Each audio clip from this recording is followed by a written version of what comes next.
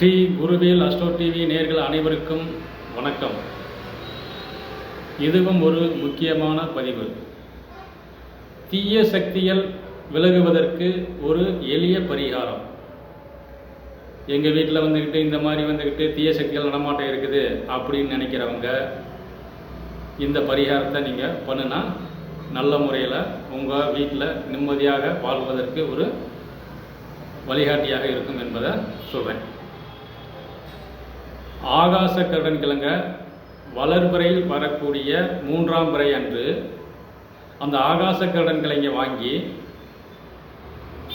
அந்த பிறையை தரிசனம் செய்துவிட்டு உங்கள் வீட்டு பூஜை அறையில் அந்த ஆகாச கருடன் கிழங்கை வைத்து தீபார்த்தனை காமித்து வழிபட்டு பிறகு அந்த ஆகாச கருடன் கிழங்கை உங்கள் வீட்டு வாசலில் கட்டிவிட்டால் எந்த ஒரு தீய சக்திகளும் உங்கள் வீட்டில் வராது என்பதை தெரிவித்துக் கொள்கின்றேன். நன்றி, வணக்கம்.